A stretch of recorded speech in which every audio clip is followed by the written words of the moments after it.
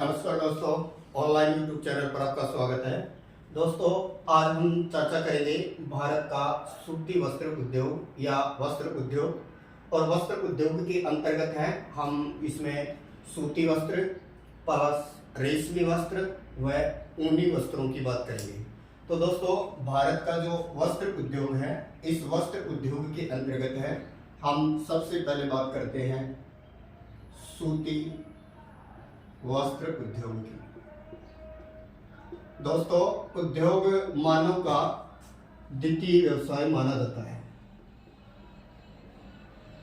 तो मनुष्य का कौन सा व्यवसाय है? ये द्वितीय व्यवसाय है, जबकि कृषि कौन सा है? प्राथमिक।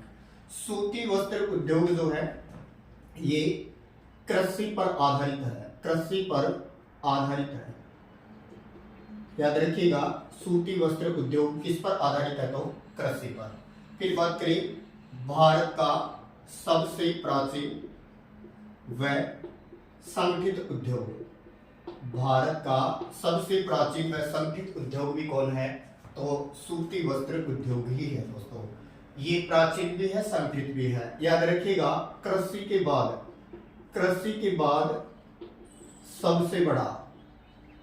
बाद सबसे बड़ा निजी उद्योग में ये जाना जाता है। कृषि के बाद में सबसे बड़ा उद्योग कौन सा है? तो सूती वस्त्र उद्योग है। दोस्तों, अगर हम सूती वस्त्र उद्योग की बात करें तो जो जीडीपी है, सकल घरेलू उत्पाद, इसके अंतर्गत है सूती वस्त्रों का 2% योगदान है। अगर औद्योगिक उत्पादन की हम बात करें तो औद्योगिक उत्पादन के अंतर्गत है इसका 7% योगदान है। अगर हम निर्यात आय की बात करें, निर्यात आय की अगर बात करें तो इससे 12% आय होता है। निर्यात आय 12%, औद्योगिक उत्पादन में 7% योगदान है और जीडीपी में 2% योगदान है। और इसके अलावा याद रखिएगा, इसमें 21% लोगों को रोजगार भी मिला हुआ है। तो 21% लोगों को ये रोजगार भी प्रदान करता है सूती वस्त्र उद्योग। दोस्तों, ये जो सूती वस्त्र उद्योग है, इस सूती वस्त्र उद्योग की हम बात करें तो भारत के अंतर्गत है सूती वस्त्र उद्योग कृषि पर आधारित उद्योग माना जाता है। सबसे प्राचीन और संगठित उद्योग है। कृषि के बाद ये सबसे बड़ा निजी उद्योग माना जाता है। जीडीपी में 2% योगदान है और औद्योगिक उत्पादन में 7% योगदान है इसका। और निर्यात आय की दृष्टि से 12% है और 21% लोगों को ये रोजगार प्रदान करता है सूती वस्त्र उद्योग। अब दोस्तों, बात करते हैं हम सूती वस्त्र उद्योग की। भारत के अंतर्गत है, इसकी पहली फैक्ट्री कहाँ लगी और पहली सफल फैक्ट्री कहाँ लगी? तो औद्योगिक उत्पादन में भी इसका महत्वपूर्ण योगदान है। अब सूती वस्त्र उद्योग का कहाँ से संबंध विशेष है, तो इसको समझने के लिए हम छोटा सा मैप बनाते हैं भारत का और सूती वस्त्रों के अंतर्गत इसकी बात करते हैं। तो दोस्तों, सूती वस्त्र उद्योग, इसकी पहली फैक्ट्री या कारखाना, ये पहला कारखाना लगाया गया था 1818 में और उस जगह लगाया गया जिस जगह का नाम था पोर्ट ग्लास्टर। और पोर्ट ग्लास्टर कहाँ? पश्चिम बंगाल में। तो याद रखिए, सूती वस्त्र उद्योग का भारत में पहला कारखाना 1818 में फोर्ट ग्लास्टर जगह पर लगा था, पश्चिम बंगाल के अंतर्गत यहाँ लगा था। लेकिन ये क्या रहा? ये असफल रहा। ये जो कारखाना लगा ये असफल माना जाता है, असफल रहा। इसके बाद में माना जाता है 1854 में मुंबई के अंतर्गत है इसका दूसरा कारखाना लगा मुंबई में। कावस जी डाबर भाई, ये व्यक्ति हैं कावस जी डाबर भाई द्वारा 1854 में लगाया गया मुंबई में। और ये जो लगाया गया इसको पहला सफल कारखाना के तौर पर जाना जाता है। तो दोस्तों, 1854 में दूसरा कारखाना मुंबई में लगा।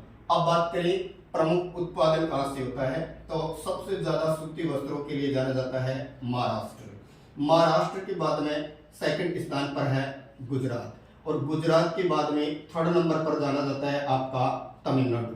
और तमिलनाडु के बाद में अगर बात करें तो फिर आएगा उत्तर प्रदेश। तो दोस्तों, मुख्य रूप से ये 4 राज्य हैं, महाराष्ट्र, गुजरात, तमिलनाडु और उत्तर प्रदेश। अर्थात ये कहें कि महाराष्ट्र के अंतर्गत अगर हम देखते हैं तो महाराष्ट्र के अंतर्गत यहाँ मुंबई है, और मुंबई को कुछ कहा जाता है, मुंबई को कॉटन पॉलिस के तौर पर जाना जाता है। तो दोस्तों सबसे पहले लेते हैं महाराष्ट्र को, और महाराष्ट्र में इससे क्या संबंध बनता है। तो महाराष्ट्र के अंतर्गत है सूती वस्त्र उत्पादन की अगर हम बात करें तो इसका प्रमुख केंद्र महाराष्ट्र के अंतर्गत है, वो है मुंबई। दोस्तों मुंबई सालसेट द्वीप पर स्थित है। मुंबई कौन से द्वीप पर स्थित है? सालसेट द्वीप पर। तो महाराष्ट्र में सूती वस्त्र उद्योग का मुख्य रूप से जो कारखाना या ये कहें कि जमाव है वो है मुंबई में, और जो मुंबई है इस मुंबई के अंतर्गत है, इसको कहा जाता है सूती वस्त्रों की राजधानी। सूती वस्त्रों की राजधानी किसको कहा जाता है? तो मुंबई को। इसके अलावा मुंबई को ही कॉटन पॉलिस शहर कहा जाता है। कॉटन पॉलिस शहर भी कौन है? तो मुंबई है दोस्तों। और मुंबई के अलावा फिर दूसरा प्रमुख उत्पादक गुजरात में होता है, और गुजरात के अंतर्गत जाना जाता है आपका अहमदाबाद। दोस्तों हम प्रमुख उत्पादन की बात कर रहे हैं, यहाँ मुंबई में सोलापुर वगैरह भी है, मुंबई में जलगांव महाराष्ट्र वाला एरिया भी है, लेकिन गुजरात में मुख्य जगह कौन है? अहमदाबाद। और अहमदाबाद को भारत का बोस्टन कहा जाता है। अहमदाबाद को भारत का बोस्टन कहा जाता है, और याद रखिएगा इसी को भारत का मैनचेस्टर भी कहा जाता है। तो भारत का मैनचेस्टर, भारत का बोस्टन कौन है? अहमदाबाद। जबकि सूती वस्त्रों की राजधानी कौन है? तो मुंबई। इसके अलावा दोस्तों अहमदाबाद को भारत का मैनचेस्टर कहा जाता है और बोस्टन भी कहा जाता है। इसके अलावा अहमदाबाद के अंतर्गत है सूरत है, भरूच है, ये भी इस उद्योग के लिए प्रसिद्ध है। फिर तीसरे नंबर पर हम बात करते हैं तमिलनाडु की। तो दोस्तों तमिलनाडु के अंतर्गत है मुख्य जो जगह है वो है कोयम्बटूर। और कोयम्बटूर को दक्षिणी भारत का मैनचेस्टर कहा जाता है।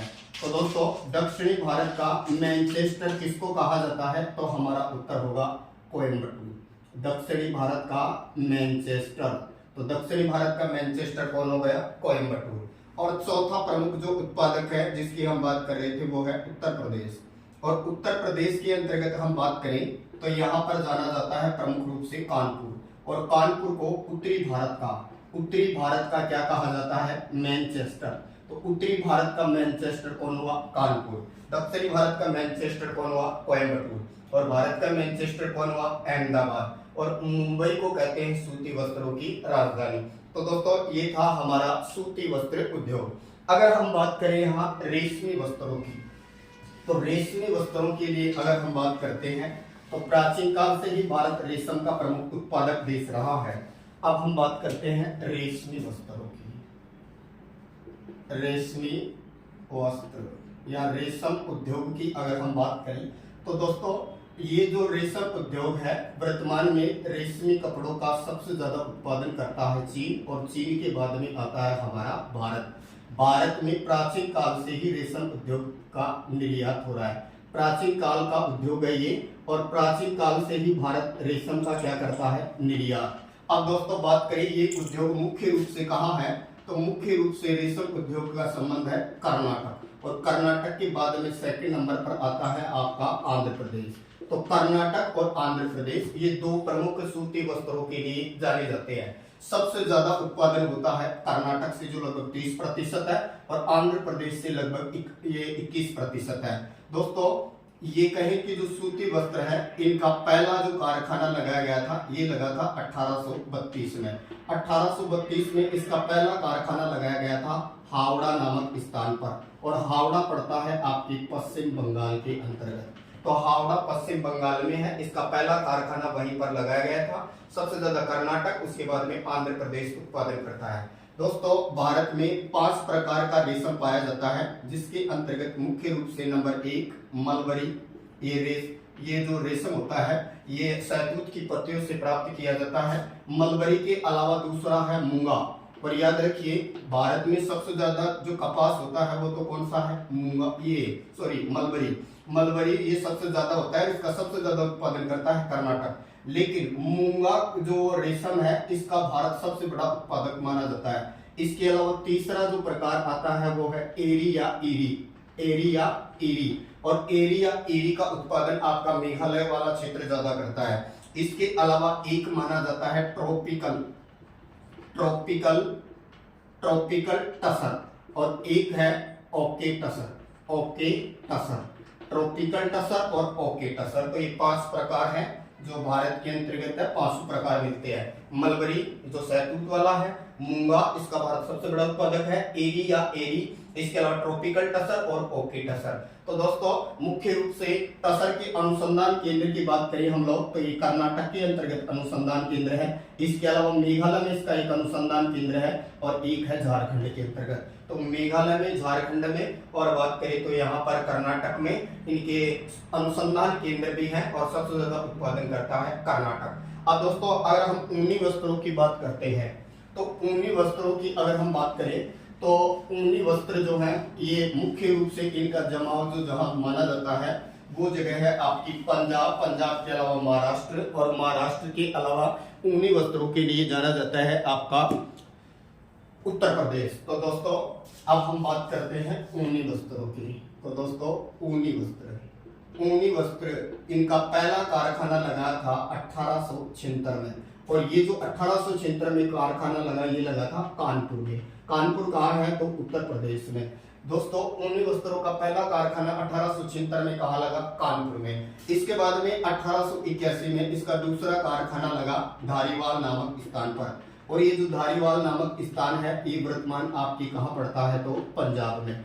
तो बात करें ऊनी वस्त्रों का पहला कारखाना कानपुर में लगा और दूसरा धारीवाल में लगा।